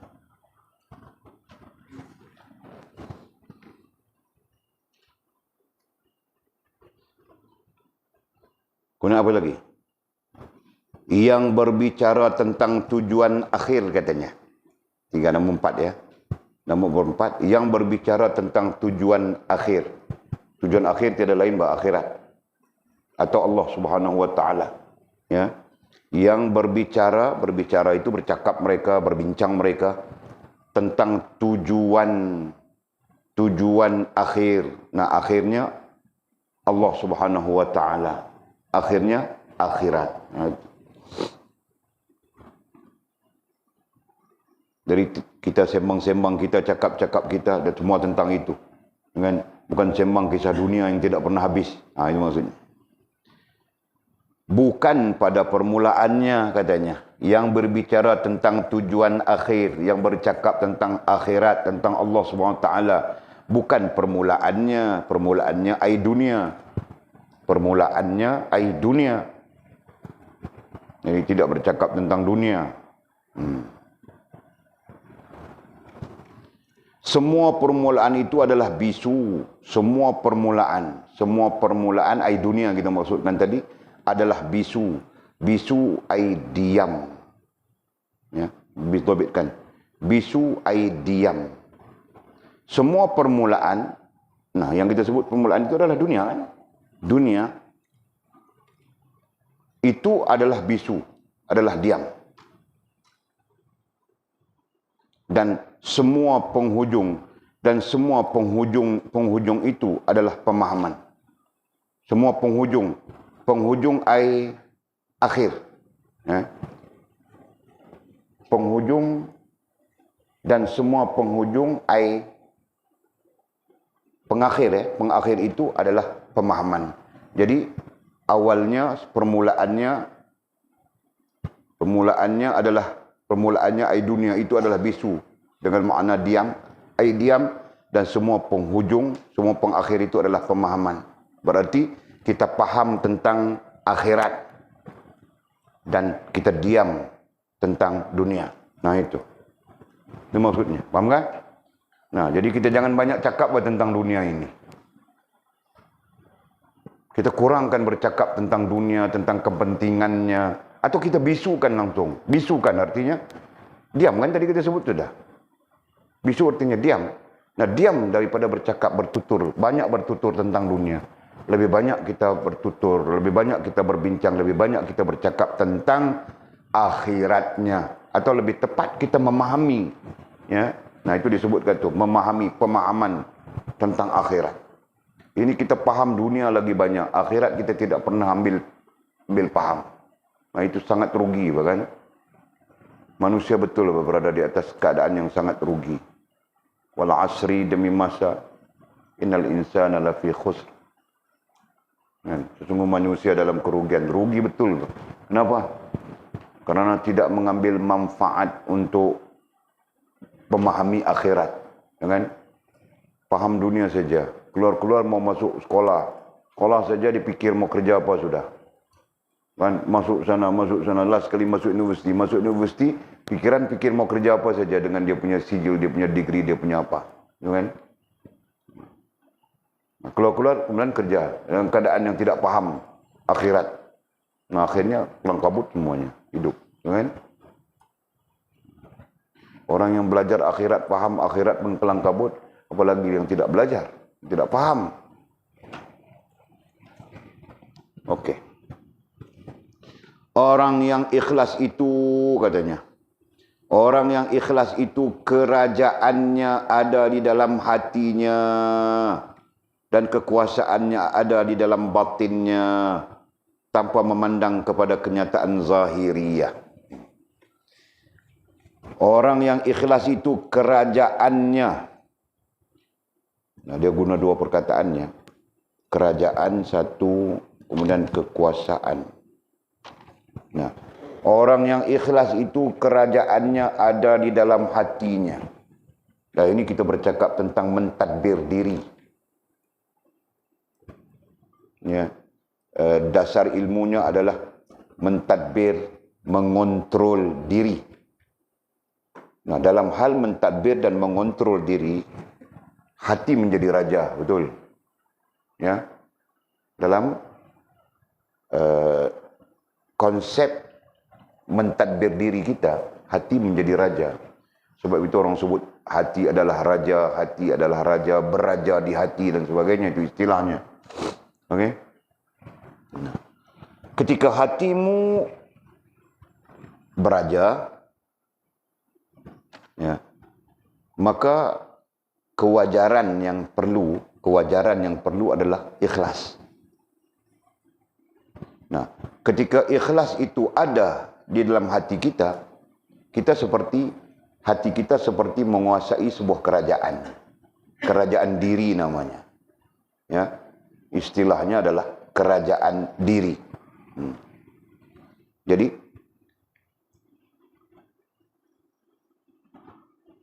orang yang ikhlas itu kerajaannya ada di dalam hatinya.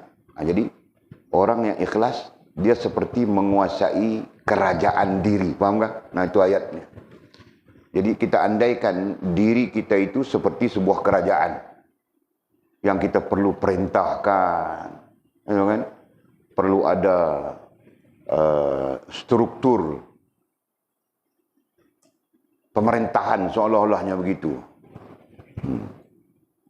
Dan kekuasaannya ada di dalam batin, kekuasaannya ada di dalam rasa dan perasaan. Oke?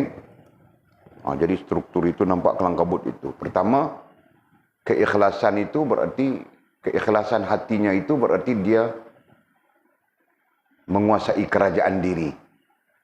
Ya kan? Kemudian kekuasaan Apabila dia menguasai kerajaan dirinya, berarti dia ada kuasa, gitu kan? Berarti dia ada kuasa. Kekuasaan itu di dalam batinnya. Nah, kekuasaan itu berada di dalam rasa dan perasaan. Ini gambaran untuk menunjukkan supaya kita tidak keliru, ya. Ini boleh padam sudah kah?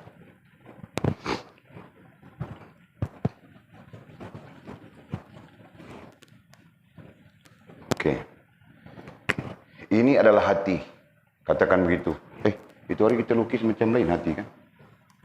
Macam itu. Ini sweet.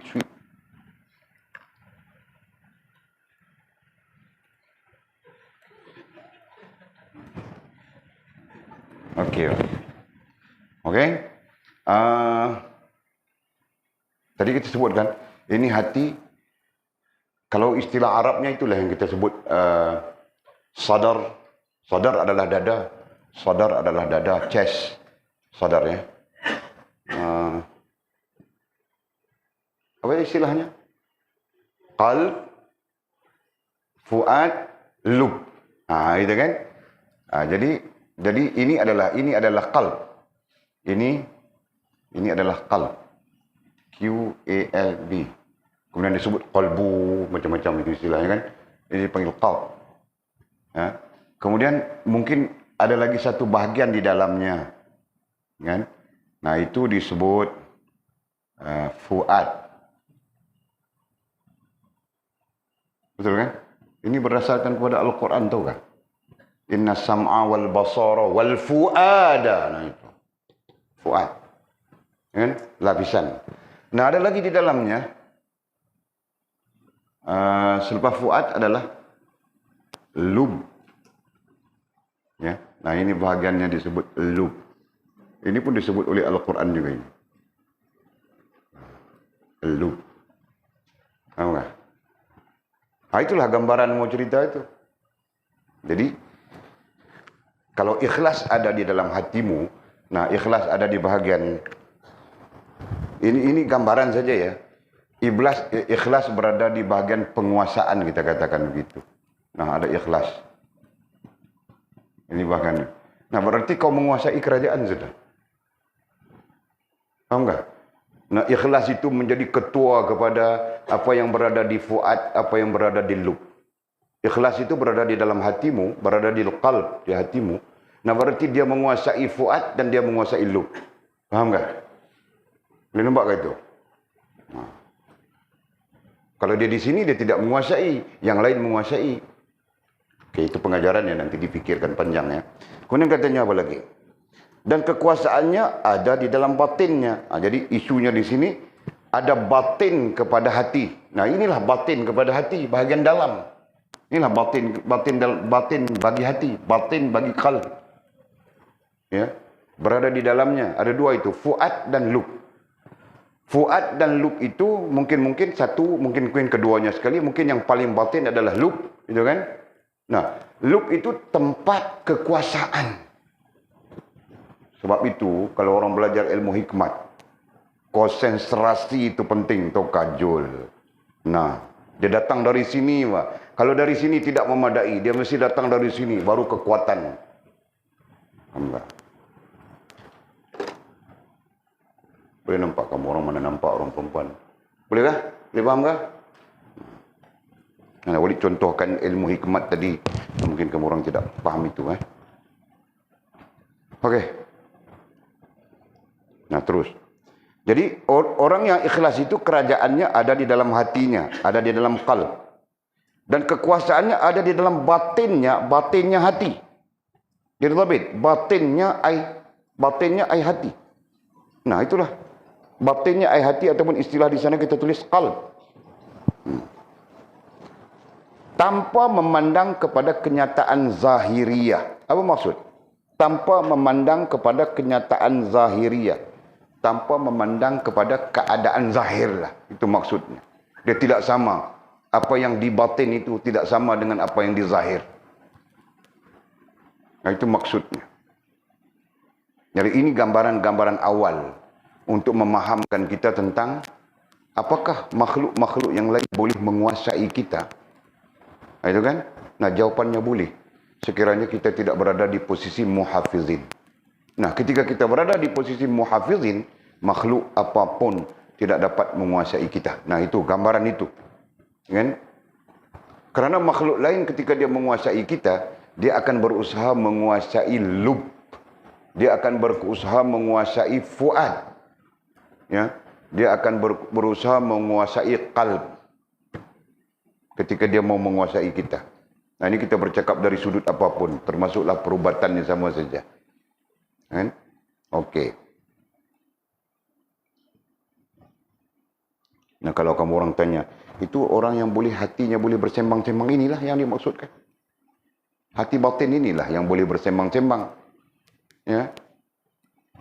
Boleh bercakap. Nanti kita jumpa macam mana Syekh Abdul Samad Falambani, dia berada di Aceh, di Palembang.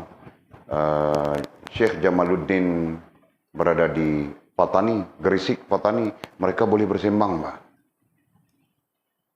Kau naik kapal terbang pun 2 jam daripada Aceh mau ke airport mana? Sukabumi. Sukabumi di Songkla, Anyai. Suwarna Bumi, kan Sukabumi. Sukabumi di sana, Jawa. Kan? Suwarna Bumi, di Anyai. Antara Songkla dengan Anyai kan. Airport baru kan.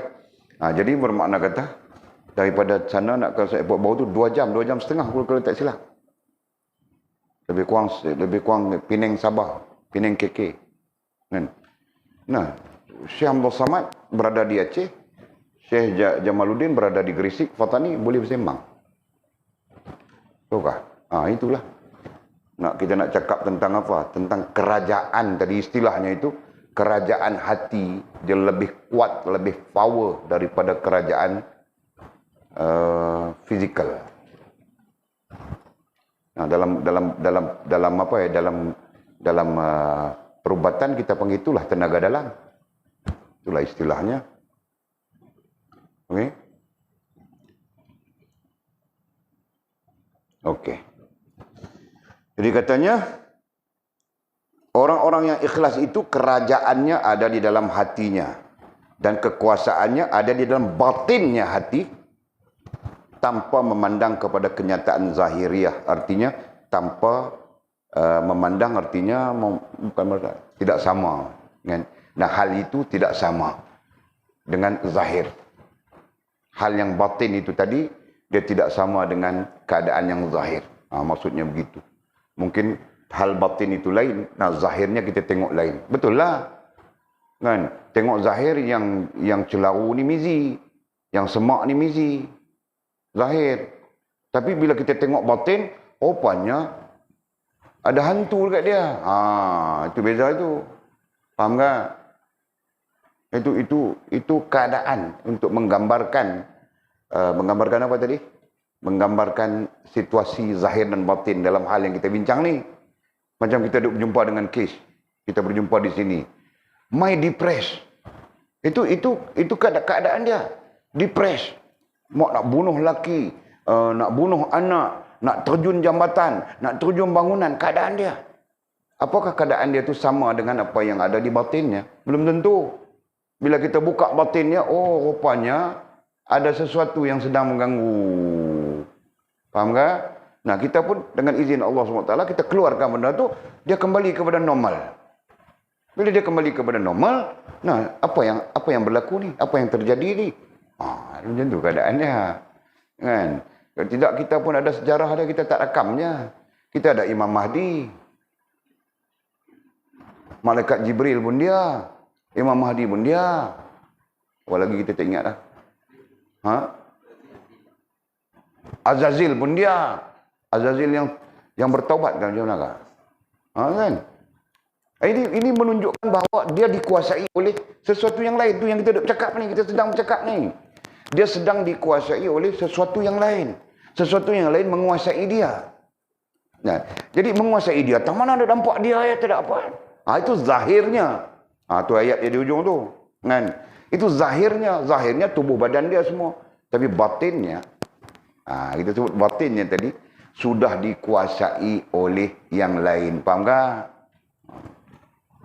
Yang kita pun jangan sampai begitu. Itu kita bercakap di sisi perubatan. Sebenarnya bukan di sisi perubatan pun yang lain boleh menguasai kita. Faham tak? Ni kita tak sakit apa ni? Kita normal ni. Yang lain boleh menguasai kita. Boleh. Itu dipanggil syaitan. Alladhi waswisu fi sudurin nas minal jinnati wan nas. Disebut jin di situ. Hakikatnya adalah syaitan. Jin boleh menguasai kita. Syaitan adalah karakter peribadi kita. Kan? Disebut syaitan. Boleh menguasai kita sama je. Faham? Lah. Tak masuk hantu apa, tak ada sakit apa. Tapi syaitan masuk ke dia. Syaitan menguasai dia. Macam mana syaitan menguasai dia? Lah, duk buat benda tak elok orang sembahyang maghrib, dia nganga kedai kopi tu, syaitan masuk ke dia lah. Apa ya apa? Syaitan menguasai dia tu kan.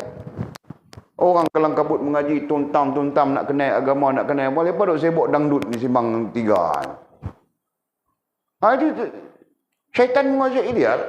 Istilah Quran disebut syaitan menguasai. Faham rantau? Sama saja keadaan-keadaan lain.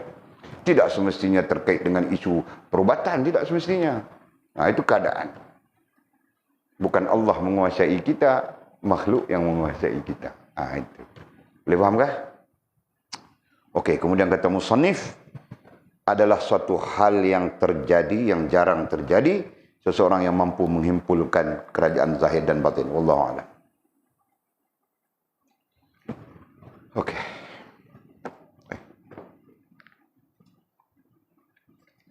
Ada soalan kah?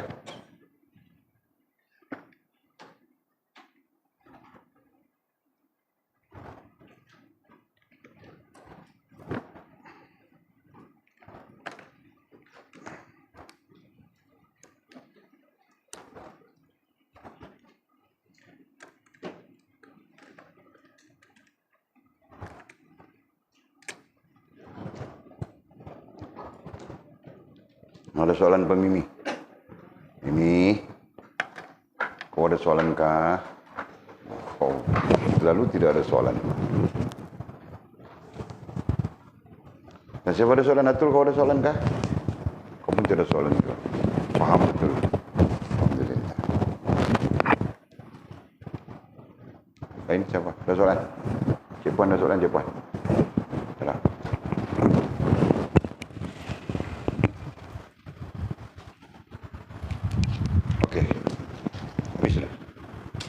Bismillahirrahmanirrahim. Alhamdulillahirabbil alamin. Wassalatu wassalamu ala asyrafil mursalin sayyidina wa maulana Muhammad wa ala alihi washabbihi ajma'in. Allahumma iftah lana futuhal 'arifin warzuqna fahman nabiyyin waj'alna min 'ibadika as-salihin. Allahumma ihdina as-siratal mustaqim. صراط الذين أنعم الله من النبيين والصديقين والشهداء والصالحين. اللهم ربنا افتح بيننا وبين قومنا بالحق وأنت خير الفاتحين. اللهم أعنا على ذكرك وشكرك وحسن عبادتك. اللهم فقهنا في الدين وعلمنا التأويل. اللهم فقهنا في الدين وعلمنا التأويل. اللهم فقهنا في الدين وعلمنا التأويل. وصلى الله على سيدنا محمد وعلى آله وصحبه وبارك وسلم والحمد لله رب العالمين. تقبل الله.